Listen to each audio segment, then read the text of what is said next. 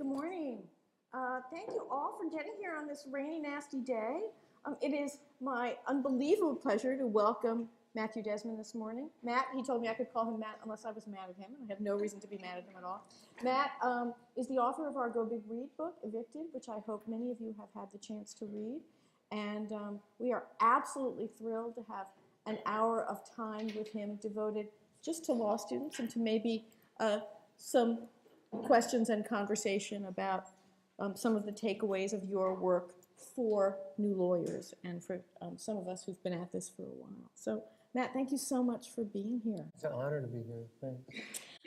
You may know that Professor Desmond received his PhD in sociology here at UW-Madison in 2010, and he is currently the John L. Loeb Associate Professor of the Social Sciences and co-director of the Justice and Poverty Project at Harvard University. I don't want to spend any more time on preliminaries. Let's talk. But I want to start with your time here as a graduate student, because that's something you have in common with all of the students in this room. And one of the questions I just wanted to ask is how you found the work that became your passion. I think many of our students come here looking for a way to make a difference, but not exactly sure where that's going to be. Yeah. How did your topic come to be your focus, and how did that happen for you? Well, thanks for having me, and thanks for coming out. It is really nasty morning. I went to grad school because I wanted to study like racial inequality and economic inequality, and I came from like a small town in Arizona where money was pretty tight, but there was like a story that was in my house, which is like if you work hard and play by the rules, you can get ahead. And I went to college, and I thought I wanted to be a lawyer. So if you're like good at school, and you're from a small town, you want to be a lawyer or a doctor. And I started taking like history classes and legal studies classes and sociology classes, and was confronted with a different story about America. And so I started spending a lot of my weekends in the library trying to figure that out, and that's what drove me to graduate school. And I think that graduate school and law school can be disorienting in that way, right? And you kind of think that it's about one thing and you learn it's about another thing. But one exercise that I had was I'd always pull out my statement that I wrote to get into grad school and read it, like and be like, "That's right. This is why I'm here. Like this is what I'm doing." And I found mentors here that were about that. So that was how it happened, I guess. You said something about coming from a family where money was tight, and that was my experience too. And so it was really interesting to me to read your book, partly because it's an education about a very different kind of poverty. Yeah. I wonder if you talk a little bit about your own background and how that was relevant to you, different for you from what you saw in your field experience working with the people that you did your research with. Yeah, so I grew up in Winslow, Arizona, which is in that Eagle song, "Standing on the Corner of Winslow, Arizona." And so that was my town. So it's a town of about 10,000 people if you count the prison population. And it's a railroad town. And my dad was a preacher.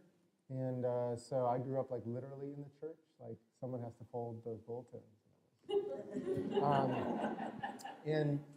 And so a lot of my friends didn't go to college. And I think that was really useful for the work that I do. And so it was grounding, and it was about kind of trying to understand how my life and the things that I was learning intersected with what they were learning on the ground, driving trains or becoming police officers and firefighters. And I think that it like socialized me from a young age to be able to talk to a lot of different people.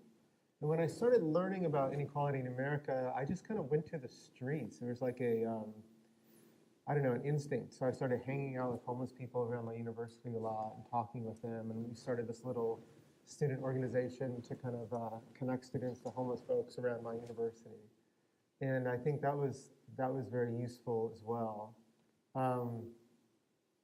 My parents' home got foreclosed when I was in college. And before it was like all the rage. And and I think that might have done something too. Like I think I experienced that moment like a lot of people that get evicted experience it, like as a shameful thing, as something that I was searching for some personal explanation. for that.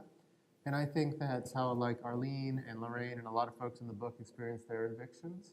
And one cool thing about the book that I didn't really anticipate, but looking back, it kind of makes sense, is that the folks in the book now have kind of a different story about their lives than they had before.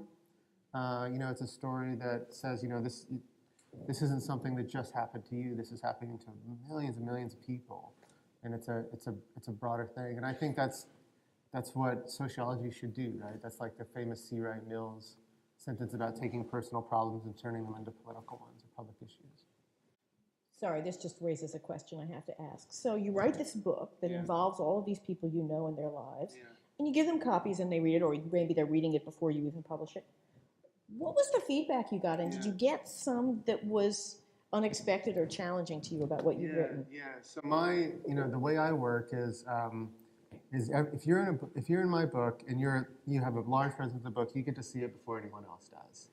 And so when my editor and I thought when we were at a place where like, okay, we think this is going to be the book, I mailed it to everyone in the book, and then I went to visit them several weeks later.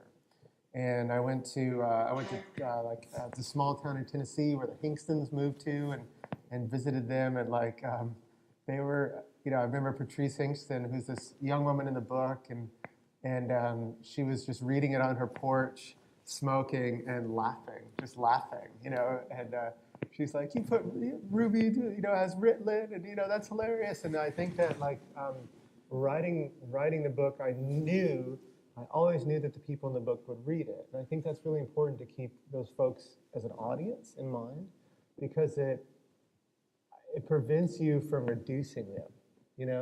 If someone like Patrice read the book and didn't laugh at all, I think that I would have made a mistake, and I wouldn't have captured something about their lives that I did. And the thing that I so respected about the folks in the book once they read it is how much integrity they had about the work. And so let me just give you an example of what I mean. So Crystal asked me to read her parts to her. So we went to this Mexican restaurant on the south side of Milwaukee called Cielito Lindo. You guys know Cielito Lindo? You should know Cielito Lindo. And we had dinner and we had a few drinks, and I just read her parts. And Crystal's story ends in a really bad place. She kind of descends into street prostitution, and so I wrote her out of the book when she's at that place. And the way I wrote her out of the book is like flipping back between that reality and a church service she went to.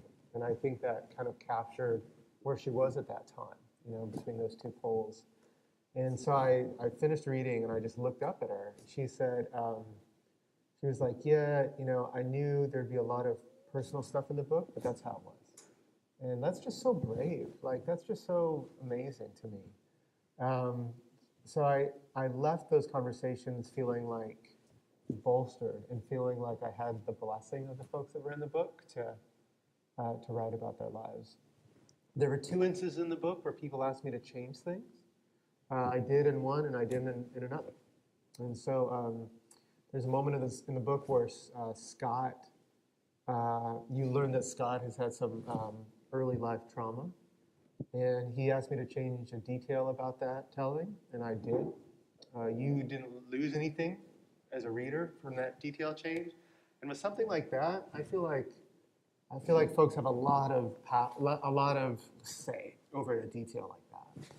And then there's an episode in the book where you learn about something Lorraine's daughter did. That was really a tough moment for her and her family. And Lorraine asked me to take that detail out, and I didn't, because I thought you would lose too much as a reader. It would distort the story too much, and I also thought it didn't do any harm, because it was already out. People already knew about it. It was already in the papers. And it was a painful reliving, but I thought it was a necessary one. And Lorraine, in the end, was okay with that. So I think we have a lot of students who, in their work with their clients in our clinics and our externships, sometimes maybe struggle with boundaries and lines. And is this my client? Is this my friend? How do I manage this relationship and keep my professional role? I wonder if you have any thoughts or guidance about managing those issues. I have no guidance about that.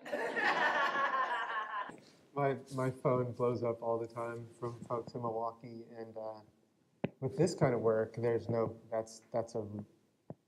boundary. There is this thing though that you have to do to write about someone honestly, though, which is writing about anyone honestly requires a certain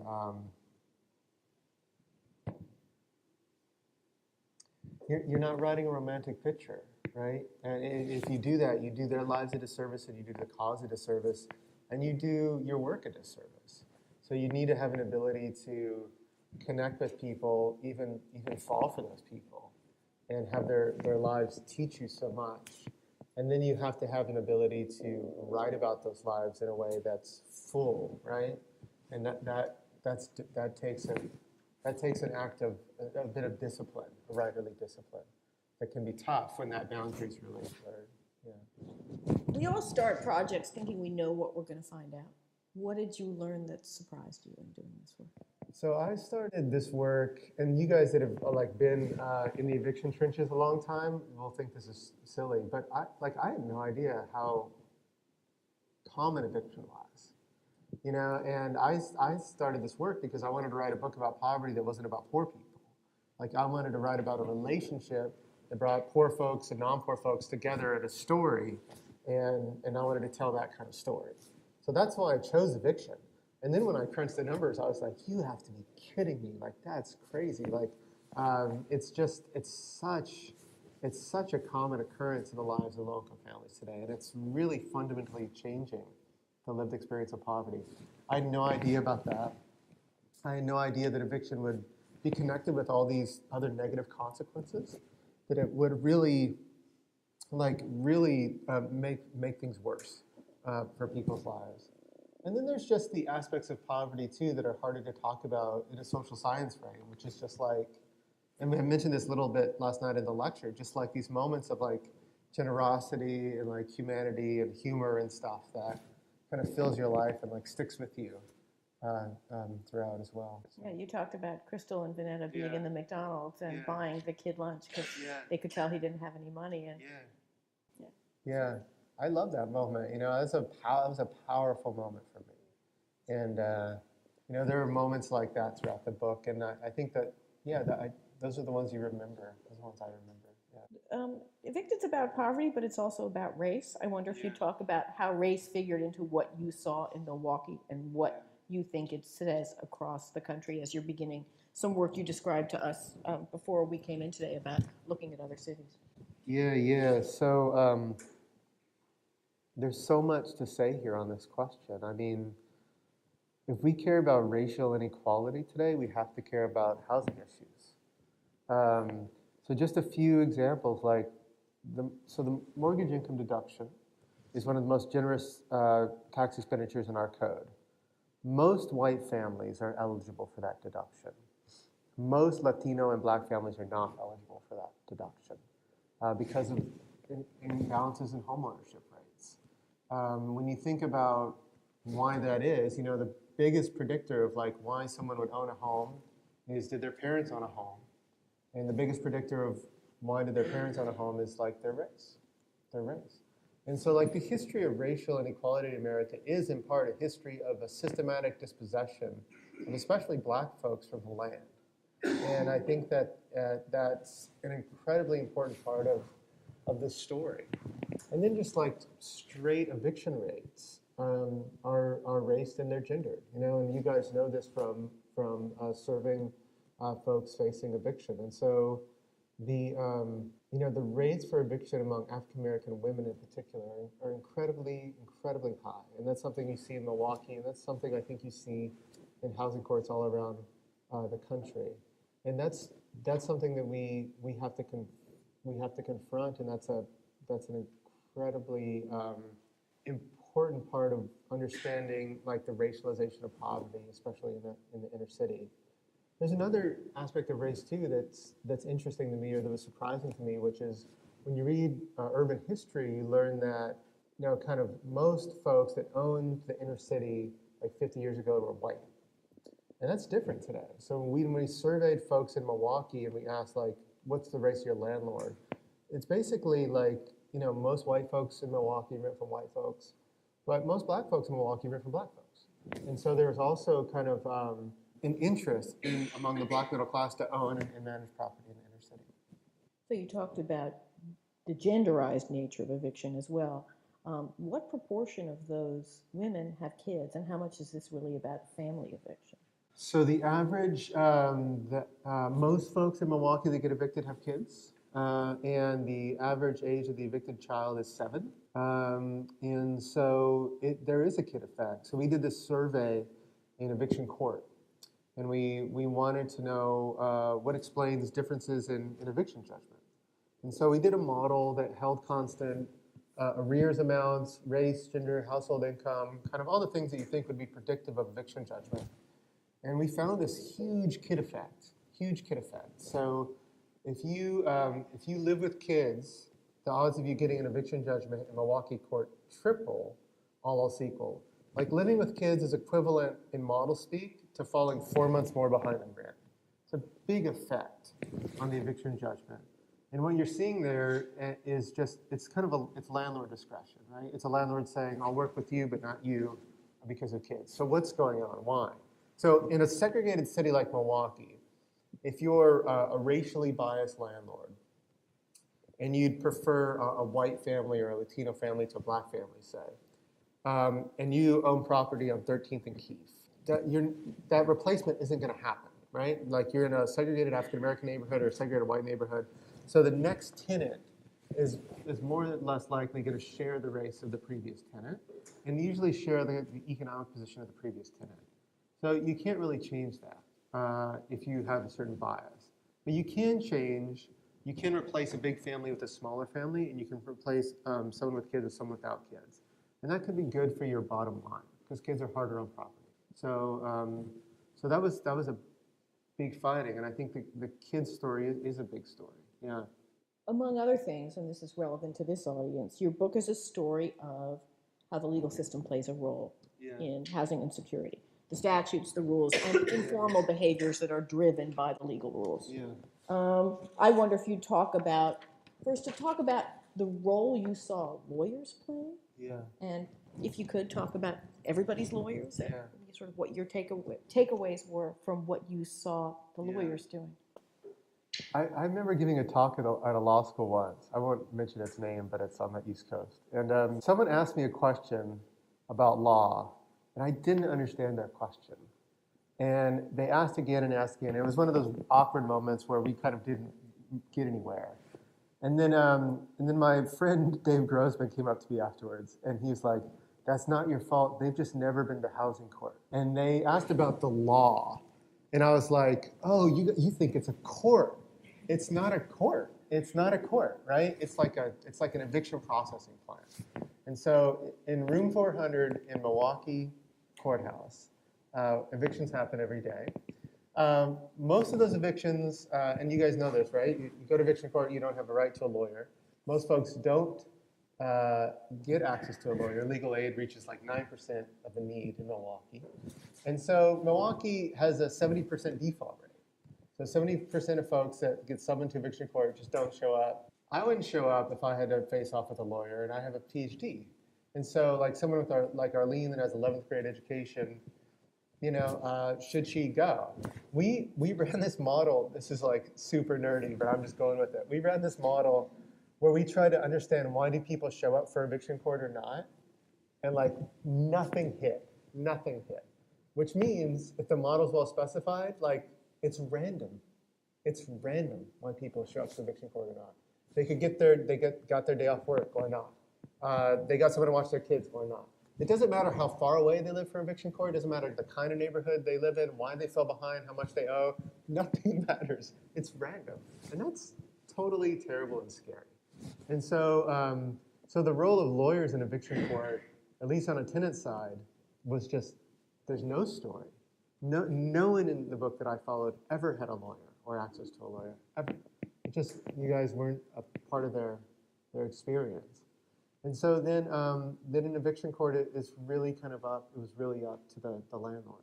And I think that's troubling on a lot of different levels. But one level is, eviction comes with a record, right? And those records are permanent. And if you guys go to CCAP, you guys know CCAP here, right? You go to CCAP and you can do the FAQs. Go to the FAQs on CCAP. And there's an FAQ which is like, I have an eviction on my record. When can I get it removed? And the answer is like, never. It's like says it like it's like you probably can't ever. And so then it's and so then if it's a situation where tenants have no legal right to representation, do not easily have legal representation, most don't go. The sound of eviction court is basically a name, no one answering, and like stamp, right? Like a default eviction judgment. And then that judgment is published for free for everyone to see, and that can have real consequences on your life.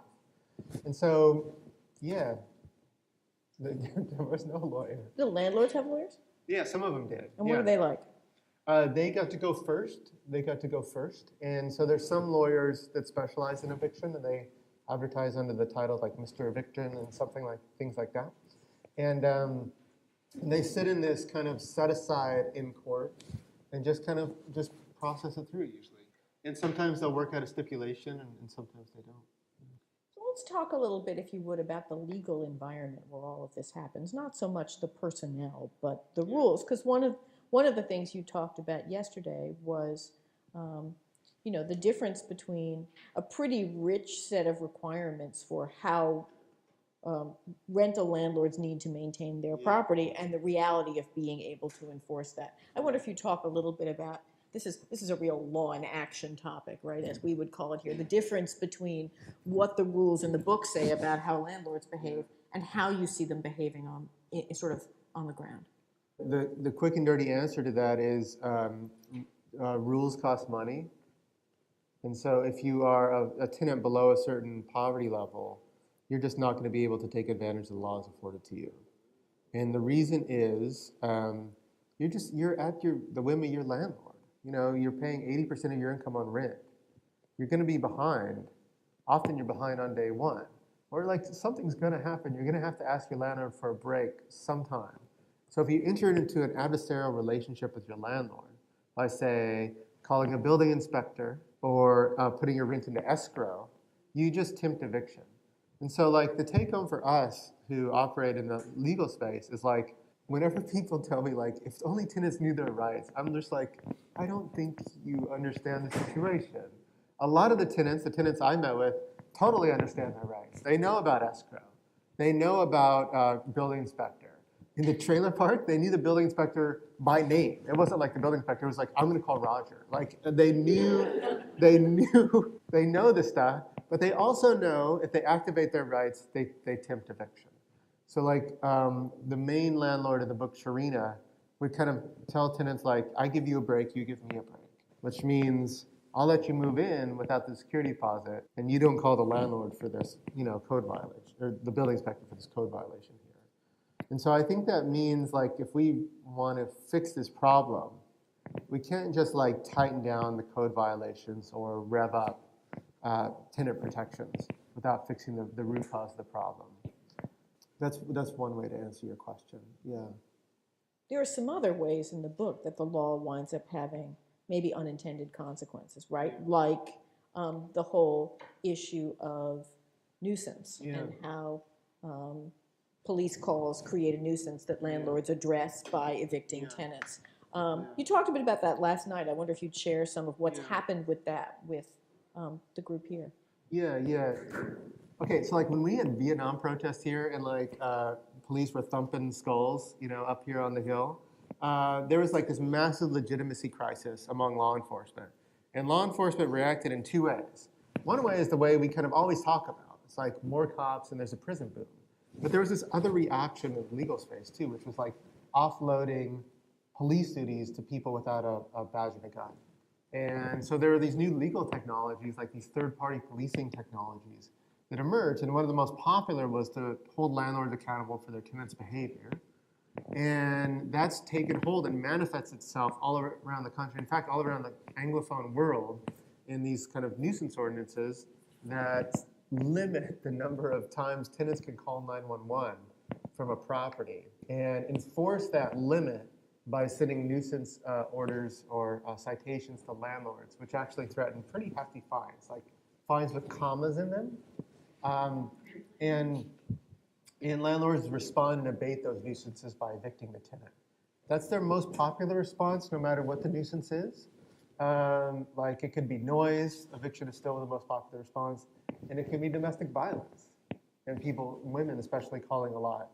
And eviction is the most important or most popular response. So we did this big statistical analysis that we found that, domestic violence is actually the third most popular nuisance in the city of Milwaukee. Every 4 days, a landlord gets a citation for DV. In over 80% of cases, they evict the tenant, which means we're putting these women in these terrible situations, right? This devil's bargain. So I wrote that up, and there was a piece in the write-up that said this is probably a violation of the FHA, and it's probably a violation of the Violence Against Women Act. And there's also arguments that it's a First Amendment violation, the right to redress the government for help. So I wrote that up. Milwaukee changed the law. The ACLU picked up on that. They started a campaign called I'm Not a Nuisance, and they started litigating. They just litigated, and they've litigated in Pennsylvania. They got Pennsylvania to change the law for the state. They've litigated in Arizona. I did a presentation at the White House with the ACLU, and we got senators, 18 senators, including folks that have read the book, and we're like, this is a crazy thing that we have. To write a letter to HUD, and HUD has since issued guidance saying if your city has these laws, it might be in statutory violation. And so it's a really productive thing that came out of the book. It's something that we've made a difference doing. The thing that I didn't mention last night that was really surprising to me during that process is like the police department didn't know. And that was surprising to me, right? Like they didn't know what their law was doing. And I thought surely they know, because they're enforcing it and they're sending a letter out. But they didn't seem to know. And I just wonder, how many legal technologies are having these consequences that no one is monitoring. In fact, in the book, you have them saying, why don't these women call the police when they're being assaulted? And the answer was because they were going to get evicted. That's right, yeah, that's right. So that's a great segue to, Politico called you one of the top 50 thinkers influencing American politics today. It's been a bad year, though. They're really scraping the bottom of the barrel. Do you feel like you're influencing American politics? What impact do you feel like you're having? What do you see, maybe some frustrations, but maybe also some positive direction with regard to the influence your work is having on law and policy? I think what the book is doing is opening up a space to recognize the centrality of housing to fixing poverty. And I think that it's a space that a lot of folks that have struggled in this area for years and years and years, they just haven't had their due. And I think the crisis has reached a point where we have to start talking about this. And there are a lot of different constituencies where this issue is touching. And so I'm kind of encouraged by the conversation we're having. I'm encouraged that folks that, they're not kind of social justice types, but they're still reading the book and they're still connecting to it. I've had conversations with lawmakers on both sides of the aisle in DC, and it's been a year of election coverage, and I don't know, that leaves a certain impression, but there are also people that are still working, and they seem to really care about this issue and grasp this issue. So we're starting a housing task force now, it looks like, and it looks like there are people that are serious about doing something big about this issue instead of kind of fighting for crumbs, which in the housing world, at least we have been for a while. So I'm encouraged by that. And I think that the value added for this book has been just to kind of try to shift public attention and the public narrative on this issue in a way. Yeah, you said that there's a larger conversation nationally about inequality. Talk a little bit about that, about some of the, who are the people around the table? What does the conversation look like? You're a housing first guy. Are there income replacement folks? I mean, what's the sort of conversation about how we address inequality as a policy matter? So there's a conversation on the progressive left, which is about trade-offs. And so some people think, Well, if we do more for housing, do we have to do less for SNAP? And then there's an old politics among housers where there's people that really love their public housing and are holding on to that for dear life. And so they think something like a voucher system is actually a threat to that. And so there's internal debates among the progressive left about what to do about it. On the right side of the aisle, there are folks that recognize that if we care about family and if we care about incentivizing work, we have to care about stabilizing housing and how best to do that. But often that conversation comes back to like a budget zero-sum conversation, which is like where are we gonna take the money from? And what I feel is missing is a moral conversation about what do we want to be like as a civilization, and the high tolerance we have for poverty in the country. And so that's why I always like talking about like things like the mortgage income deduction in my talks, where it's not because I think that's the only place to find revenue in the tax code. I don't. But I think it makes us ask questions about our lives. And the thing that I worry about often in the inequality debate is it's like focused on the tails. Like we're okay talking about the bottom 10%, we're comfortable with that. And we're comfortable with talking about the top 10% or even the top 1%.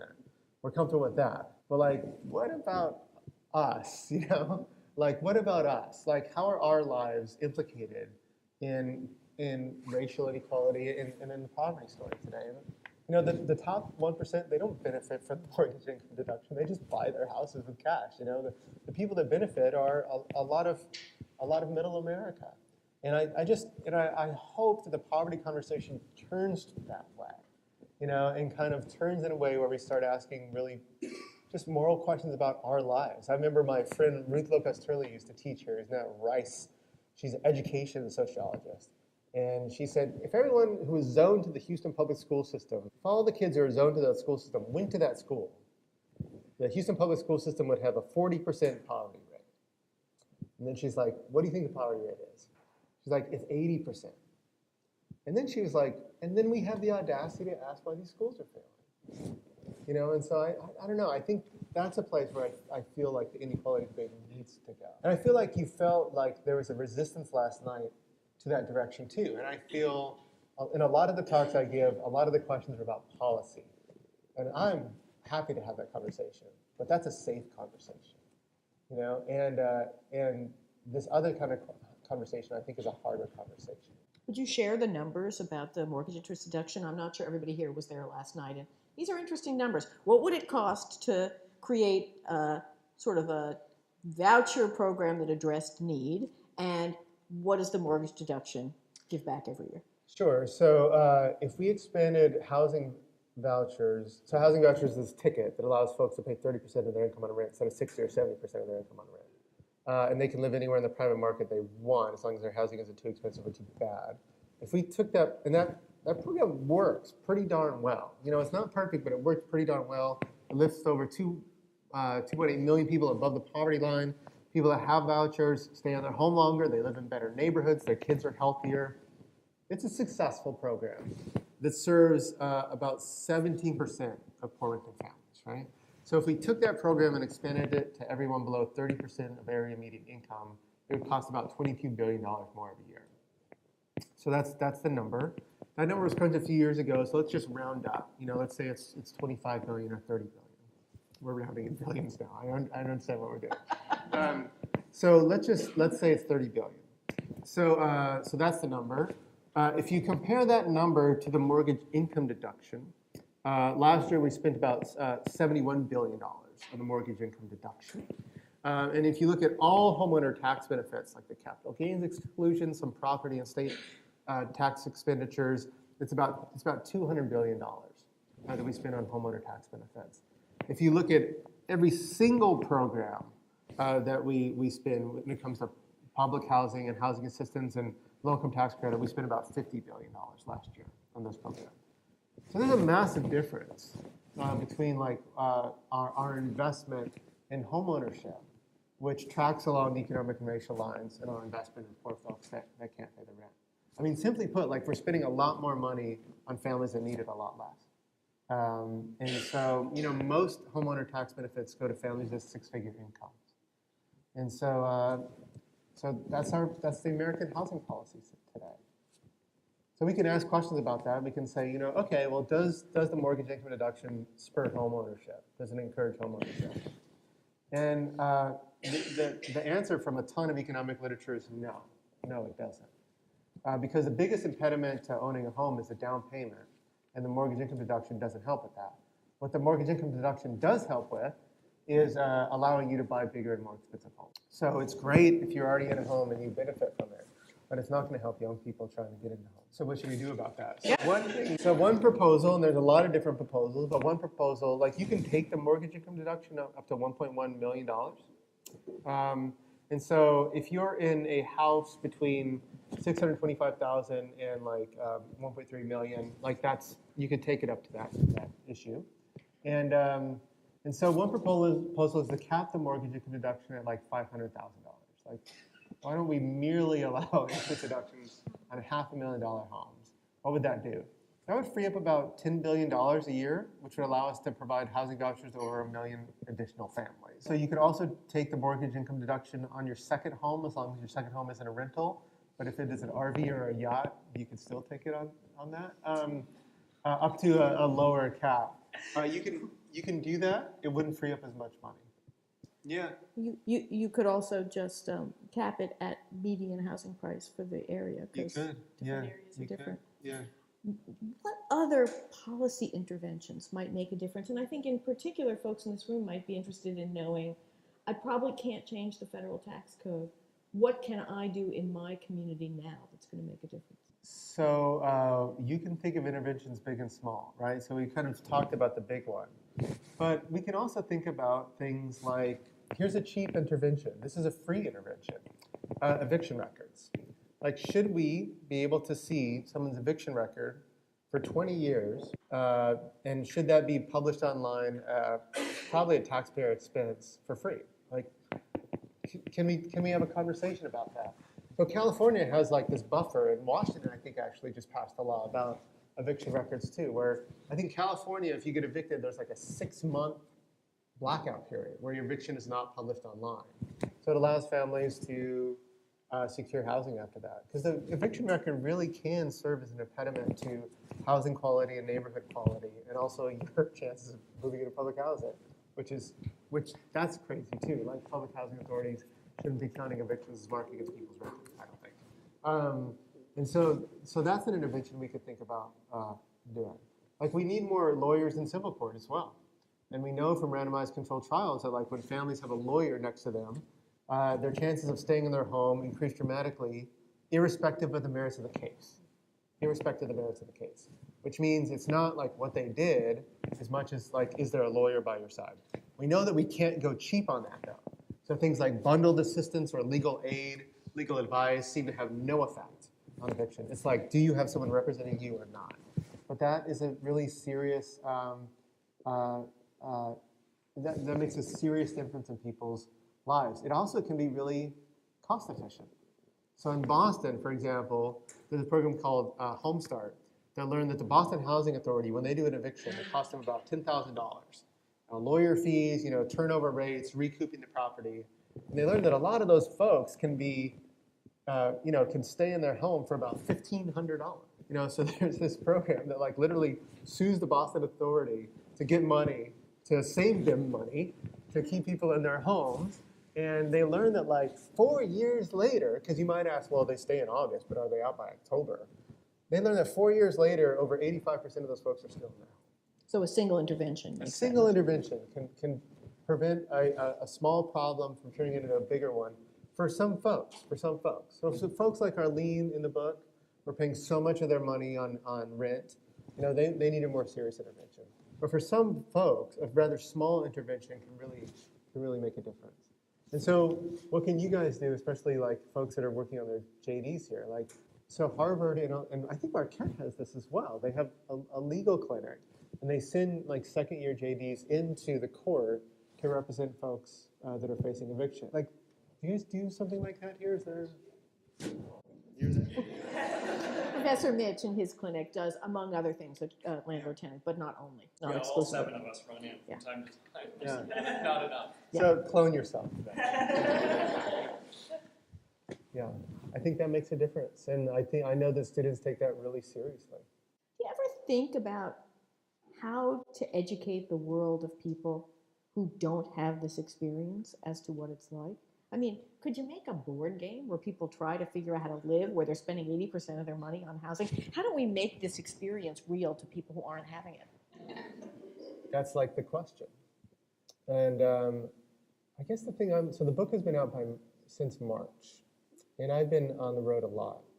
And the thing I'm learning is like, you have to say something a lot, and you just keep saying it. And I think that in the housing world anyways, there's a tendency to go straight to the weeds, like you're like a caught fish or something. And it's like you start arguing about the LIHTC and stuff, and no one understands you. And so, I think keeping the message very simple, and saying like, look, most poor families spend most of their income on housing costs. An eviction, which used to be rare, is now common. It's making those families' lives way worse. And whatever your issue is, like that's at the heart of it. That's at the center of it. Like just staying on that message, I think, would move the dial a little bit. And then we're thinking about new mediums. And so there's like an acting company that's turning Evicted into a play. Like maybe we can reach new people with that. There's the National Building Museum. Looks like they're going to put on an exhibit about eviction and kind of have people interact with things like literally things that have been lost in evictions. And kind of to think about it through that route. We're talking to documentary filmmakers and going that route too. I love the board game idea. You should totally do that. Because I think that's kind of what it comes down to. Like, here's the situation. Like, we can talk about like how to solve it later, but we have to move people from just understanding the depth of the situation and how central housing is to inequality first, I think. And I also think we need to like get more young people involved in that. So I grew up in northern Arizona. Do you know what I cared about in 5th grade? The rainforest. Why? It's because the environmental movement's like, we're going to get kids to care about the rainforest. And they did. And now what's my generation doing? Like fighting climate change. And so I think that like the more young people can get involved in this issue, I think is something that we should think about a lot. I want to ask one more question, and I think my folks in the back are telling me we have to move you on to your next thing. But my guess is that most of the folks in the room who read this book really would love to know what happened to some of the people they met there. I wonder if you'd talk a little bit about maybe some of the epilogue of the story from your continued connection with the people we learned about. Yeah, Sharina expanded business to Georgia, and is still very much an entrepreneur and a real estate operator. And Scott got clean, stayed clean for 8 years, got his nursing license back, sent me a copy and a Winnie the Pooh thank you note. Then his Suboxone doctor died, and he couldn't get Suboxone. And he started self-medicating and he relapsed. And then he, which happens, it happens. It's part of the process. And he kind of got back on his feet after that and went back to Iowa, kind of decided maybe being around his family would be a way to kind of help get clean. So he's there now. We've started a foundation for folks in the book. So we've come around folks in the book and have been able to stabilize their housing. And so our Lean is in a stable housing situation now on the far north side of Milwaukee. She's very proud that Jafaris has been able to go to school, in the same school for several consecutive years. Vanetta did her time, got out of prison, got off paper, and is just now working hard, trying to raise kids. She was on the Diane Rehm show with me, and was amazing. Yeah, so that's a little update. Thank you. Well, please join me in thanking Matt for an amazing